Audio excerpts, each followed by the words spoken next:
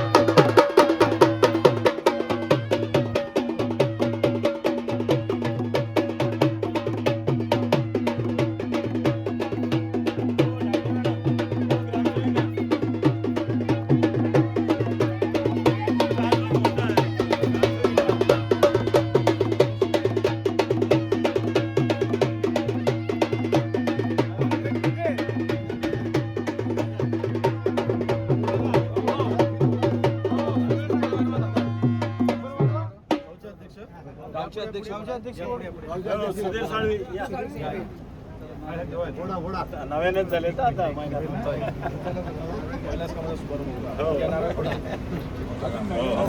पण आठवणीत राहील.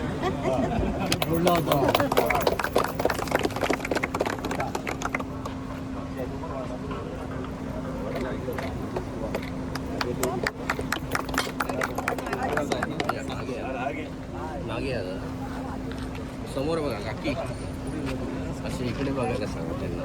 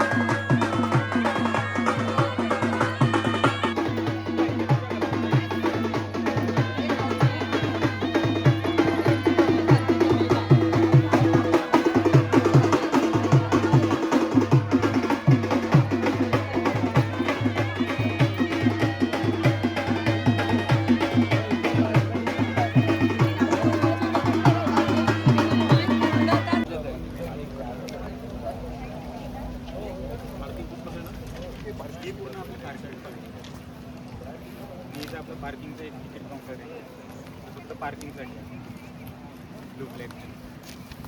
पुढे गेलो तर आपला एक हा मेन रोड जातो तो इथे जातो बीच तर त्या साईडला आपला एक तिकीट काउंटर आहे प्लस इन्फॉर्मेशन सेंटर टाईप जिथे आपल्याला ब्लॅकबद्दल सर्व माहिती आणि काय ORT वगैरे असेल तर त्याची माहिती मिळणार. ते झाले पुढे की मग आपल्या या साईडला पण वेंडर झोन घेतलेला आहे. वेंडर झोन झालं की तेवढं येत नाही त्या साईडला पार्किंगच्या त्या भागात आणि वेस्ट सेग्रिगेशन म्हणजे पार्किंगचं जवळच आहे. ते झालं की मग आपण टॉयलेट तिथे घेतले टॉयलेट आणि जेणेकरून आपल्याला जे साफसफाई करता वेळेला पण मी बोललो होतो टॉयलेट चेंजिंग रूम्सचे आपण लोकेशन चेंज केलं पाहिजे बोलू त्या बाजूला तिकडे आपण ठेवलं पाहिजे म्हणजे तिथं कोपऱ्यात आपण ठेवलं पाहिजे. इनिशियली सर कसं झालं की हे ब्लू फ्लॅग पॅरामीटर्सप्रमाणे आपण फर्स्ट फेज आपण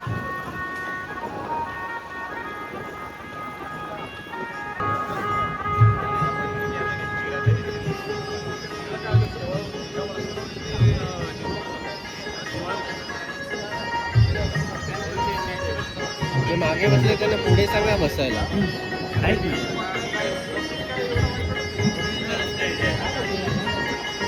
सगळं जे पाणी करतो पाय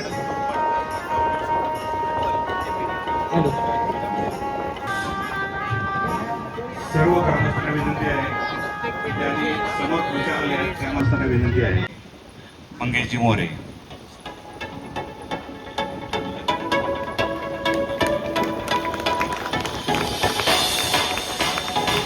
देणार आहे.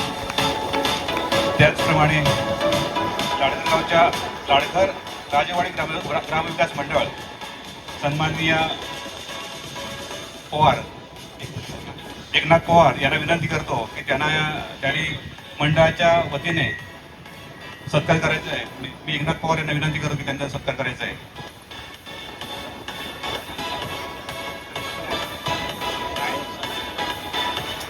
शिवसेना शाखा यांचे शाखा प्रमुख सन्मान्य सुभाष बाळ आणि मंगेश पवार यांना विनंती करतो की त्यांनी शिवसेना शाखेच्या वतीने मंत्री महोदयांचा सत्कार करायचा आहे.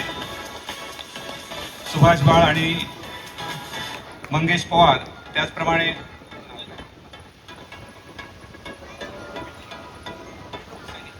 सनी सुर्वे यांना विनंती करतो की त्यांनी त्यांचा सत्कार करायचा आहे.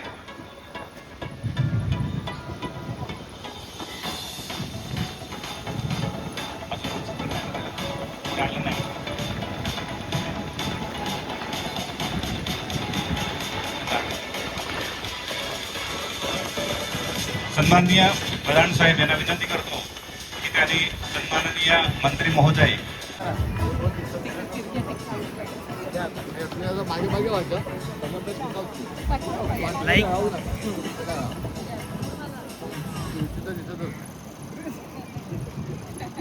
माननीय मंत्री महोदय योगेश दादा नंतर व्यासपीठावरील सर्व मान्यवर म्हणजे सगळे मित्रमंडळी आणि सगळी आपले एक दिग्गज मंडळी या स्टेजवर बसलेली आहेत. आणि तसं म्हणायचं तर लाडघरचं खरंच मोठं भाग्य आहे कारण ॲट ए टाईम एवढी सगळी मंडळी एका ठिकाणी मिळणं हा खरंच दुर्मिळ योग आहे आणि त्याच्यासाठी सगळ्यांनी एकदा जोरदार टाळ्या होऊ द्या. आता याच्यामध्ये सगळ्यात आभार दादांचे मानायचे आहेत अशासाठी कारण 2 दिवसापूर्वी त्यांना एक डोळ्याचा त्रास झाला होता आणि ते डॉक्टरांची ट्रीटमेंट घेत होते आणि त्या ट्रीटमेंटच्या वेळेला आपल्याला त्यांनी 11 तारखेचा दिवस दिला होता. पण त्याच्यानंतर ते आजारी असल्यामुळे त्यांनी एक होल्ड करायला सांगितलं आणि लगेच त्यांनी 14 तारीख ही दिली आणि त्याप्रमाणे आज ते स्वतः हजर आहेत आणि पूर्ण कामाचा त्यांनी आढावा टुरिझम डिपार्टमेंटच्या अधिकाऱ्यांकडनं घेतला आहे आणि त्यांचे काही सजेशन्स आणि काही गोष्टी त्यांच्याबरोबर ते शेअर करतायत. आणि हे सगळं करत असताना दादांची जी इन्व्हॉल्वमेंट आहे ही खूप कौतुकास्पद आहे कारण त्यांचा जो कार्याचा आढावा आहे म्हणजे धडाका जो आहे हा आम्ही सातत्याने बघतोय आणि दादा आम्ही तुमच्या प्रेमात पडलोय सगळे. तर हे काम पुढे नेत असताना बऱ्याच ठिकाणी जेव्हा जेव्हा अडचण आली तेव्हा त्यांनी खंबीरपणे पाठीशी उभे राहिले. रस्ता करणं म्हणा किंवा बाकीचा इन्फ्रा डेव्हलपमेंट करता पेरिफेरल डेव्हलपमेंटच्यासाठी जो दादा आता आपल्याला सपोर्ट करतायत हा खरंच कौतुकास्पद आहे. आम्ही बऱ्याच जिल्ह्यांमध्ये फिरतो, ब्लू फ्लॅगच्या रिलेटेड आज 5 समुद्रकिनारे निवडलेले आहेत आणि या 5 समुद्रकिनारे निवडलेले असताना लाडघर हे खूप वरच्या स्तरावर आहे, कारण याच्यामध्ये दादांचा सपोर्ट आहे, कलेक्टर साहेबांचा सपोर्ट आहे आणि सुदैवाने सर्व प्रशासकीय अधिकाऱ्यांचा मी परत नामोल्लेख करीन. फॉरेस्ट डिपार्टमेंटपासून महसूलपासून सगळं डिपार्टमेंट याच्यामध्ये मनापासून इन्व्हॉल्ड आहे आणि त्याच्यामुळे आपल्याला हा जे असाध्य वाटणारा हे आहे आपल्या आवाक्याच्या जवळ आलाय आणि आता अगदी हत्ती गेलाय, शेपूट राहिलाय. त्याला सर्व ग्रामस्थांचा याच्यातला जो सहभाग आहे हे प्रत्येकाला वाटतंय की आपल्या लाडघरला ब्लू फ्लॅग मिळावं. आता ब्लू फ्लॅग हे फक्त मी 2 आज विशेष विकास कामांचं आपण इथे भूमिपूजन आणि उद्घाटन केलेलं आहे आणि या उद्घाटन आणि त्या भूमिपूजनाच्या कार्यक्रमाच्या प्रसंगी इथे उपस्थित सर्व मान्यवर, उपस्थित सर्व शिवसैनिक, लाडघर गावातील ज्यांनी हे ब्लू फ्लॅगचं स्वप्न पाहिलं ते सर्व ग्रामस्थ, सुरेजी असतील, आमचे मंगेशजी असतील, विचारजी असतील, आमचे प्रतिनिधी सुर्वे असतील, ते सर्व सहकारी, सरपंच, उपसरपंच, उपस्थित सर्व मान्यवर. आज मला वाटतं मागच्या 4 ते 6 महिन्यामध्ये माझी लाडघरला ही बहुतेक 3री भेट आहे आणि भेटीच्या मागचं निमित्त वेगळी असेल परंतु कारणं ही मात्र वेगळी आहेत. ब्लू फ्लॅगच्या बाबतीमध्ये आता विचारजींनी सांगितलं की जेव्हा भारतामधील अशी काही ठिकाणं की ज्या ठिकाणावरती आंतरराष्ट्रीय स्तराचा पर्यटनचा दर्जा ह्या ब्लू फ्लॅगच्या माध्यमातून मिळतो, म्हणजे ज्या वेळेस समुद्र किनाऱ्याचा आनंद घेण्याकरिता, समुद्राच्या पाण्याचा आनंद घेण्याकरिता परदेशी पर्यटक ज्या वेळेला भारताचा नकाशा उघडतील आणि भारतात मी नेमकं कुठे कुठे जाऊ शकतो असं जेव्हा ते सर्च करतील किंवा त्याची माहिती गोळा करायचा प्रयत्न करतील, त्यावेळेस ज्या ज्या ठिकाणी हे ब्लू फ्लॅग दिलं गेलेलं आहे त्या त्या ठिकाणी ही पहिली त्याला दाखवली जाते. हा ब्लू फ्लॅगचा प्रचंड मोठा फायदा आहे. अमेरिकेमध्ये बसलेला माणूस जर का त्याला भारतात ब्लू फ्लॅग कुठे आहे त्याला माहिती घ्यायची असेल की मी फिरायला कुठे जायचं, मला स्वच्छ समुद्र किनारा कुठे मिळेल, असा समुद्र किनारा की ज्या समुद्र किनाऱ्यावरती सगळ्या सोयी सुविधा आहेत आणि पर्यावरणाचा ऱ्हास न करता या सोयी सुद्धा उभारलेल्या आहेत, असा समुद्र किनारा म्हणजे ब्लू फ्लॅगचा किनारा. सगळ्या गोष्टी होतील, परंतु माझे एक स्वप्न आहे. खरं तर राज्यमंत्रीपद हे आज आपल्याकडे आहे. महाविकासपदा मी त्या योजनेची देखील माहिती दिली, परंतु भविष्यात कधी मला माहिती उत्तर माझ्याकडे नाही, पण भविष्यात कधी जर का कॅबिनेट मंत्रीपद आलं तर मी 100% पर्यटन मंत्रीपदच घेणार आहे. तर माझे स्वप्न आहे आपल्या कोकण किनारपट्टीवरती असलेले जेवढे समुद्र किनारे आहेत, कोकणामध्ये पर्यटनाच्या दृष्टीने हजारो अशी पर्यटन स्थळे आहेत जी आपण विकसित करू शकतो. करोडोच्या संख्येने पर्यटक आपल्या कोकणात येऊ शकतात. इतकी मोठी ताकद आहे, परंतु ह्याचा कधी कोणी उपयोगच करून घेतलेला नाही. या दृष्टीने कधी कोणी विकासच केलेला नाही. म्हणजे आजही पर्यटन या विभागाच्या अंतर्गत गावोगावांमधले आपण मंदिरांच्या सभामंडपच बांधतोय.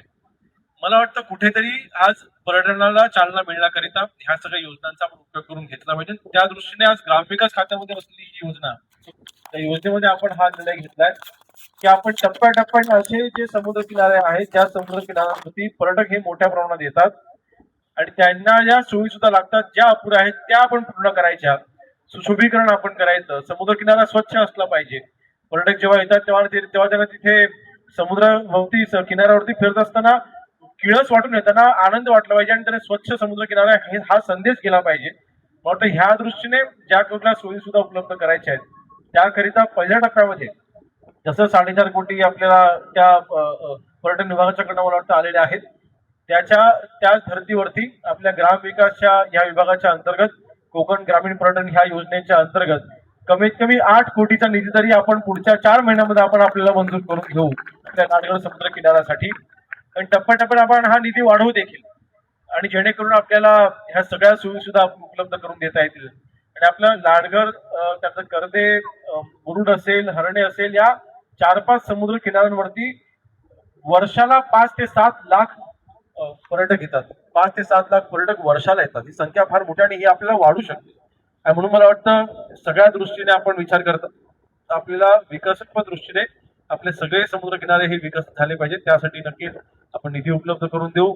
आज महिला बचत गट हे ह्या प्रत्येक गावामध्ये आहेत. महिला बचत गट व्यवसाय करू पाहतायत, त्या उद्योग करू पाहतायत.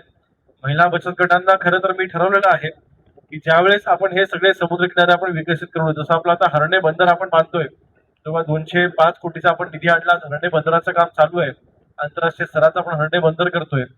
तर ह्या सगळ्या सोयी सुद्धा उभ्या करत असताना समुद्र किनाऱ्यावरती जेवढे हॉटेल उभे राहतील, जेवढ्या कुठल्या सुविधा उभ्या राहतील, या सगळ्या सोयी सुविधा ह्या बचत गटामार्फतच चालल्या पाहिजेत. त्यांना आपण चालवला देणं, त्यांना त्याची ताकद वाढवणं, मला वाटतं हा निर्णय प्रत्येक गावाने जर का केला, प्रत्येक गावामधल्या महिला बचत गट देखील 100% सक्षम होऊ शकतात. आणि महिला बचत गटांना जास्तीत जास्त ह्या उद्योजकतेमध्ये उतरवणं आणि त्यांना प्रोत्साहन देणं हा नक्कीच आपला प्रयत्न राहील. शेवटी जातात एवढंच सांगेन, आज आपण हे सर्व करतोय तुमच्या आणि आपल्या एकी आहे म्हणून आपण सर्व हे करू शकतोय. माझी आपल्या सर्वांना विनंती असणार की आपल्या लाडघर गावाची एकी मोडू देऊ नका. आपण सर्व एकत्र राहणं अत्यंत आवश्यक आहे. जसं ब्लू फ्लॅगचा फायदा हा काही कुठला, जे ब्लू फ्लॅग हा ब्लू असणार आहे, त्याला कुठल्या पक्षाचा झेंडा नसणार आहे, बरोबर की नाही? तिथे ना धनुष्यबाण असणार आहे, ना घड्याळ असणार आहे, ना तिथे हात असणार, ना कमळ असणार आहे. ब्लू फ्लॅग हे मानांकन आपल्या सर्वांच्यासाठी जे आहे, मला वाटतं जसं ह्याकरता आपण एकत्र आलेले आहात. आता काही दिवसांनी ग्रामपंचायतची निवडणूक आहे. मी काय राजकीय जास्त बोलणार नाही आज, परंतु ग्रामपंचायत निवडणूक मला मागचे 10 वर्ष तरी मी आज राजकीय दृष्ट्या इथे सक्रिय असताना आपण समविचारी ग्रामपंचायत राहिलेली आहे. भविष्यात देखील ती आपल्या सर्वांच्या एकाच विचाराची असेल, मी अपेक्षा नक्कीच बाळगतोय. कारण शेवटी ग्रामपंचायत हा पाया असणार आहे. ग्रामपंचायत मार्फतच या सगळ्या गोष्टी या पुढे जाणार आहेत. ग्रामपंचायत मार्फतच या सगळ्या गोष्टींची अंमलबजावणी, विकासाची अंमलबजावणी होणार आहे. ह्या दृष्टीने आपली एकी असणं, आपण एका काय म्हणतो स्तरावरती असणं हे अत्यंत महत्वाचं आहे. मला वाटतं तो निर्णय देखील आपण सर्व योग्य निर्णय घ्यायलाच हा माझा विश्वास आहे. अधिक वेळ घेत नाही. आज आपण सर्वांनी, आज मला कल्पना आहे की थोडं घाईत आपण हे भूमिपूजन केलेलं आहे, उद्घाटन केलेलं आहे आणि थोडं कार्यक्रम तारीख बदलल्यामुळे गोंधळ देखील झाला असेल, माझा जरा नाईलाज होता. परंतु नक्कीच विकासाच्या दृष्टीने लाडघर गावाकडे माझं अत्यंत बारकाईने लक्ष आहे. आपल्या लाडघर गावाला मला, कारण शेवटी ब्लू फ्लॅग मिळणं ही फक्त गावाकरता नाही तर माझ्या आपल्या मतदारसंघाकरता देखील ही अभिमानाची बाब आहे. आणि नक्कीच त्यासाठी मी स्वतः प्रयत्नशील असणार आहे. आणि ह्यामध्ये आपण कुठेही कमी पडायचं नाही. म्हणजे संपूर्ण ताकद ही विकासात्मक दृष्टीने असलेली सगळी ताकद ही नक्कीच लाडघर गावाच्या विकासाकरता मी देखील पडायला लावेल हा शब्द मी आपला सर्वांना देतो. अधिक वेळ न घेता इथे थांबतो. जय हिंद, जय महाराष्ट्र.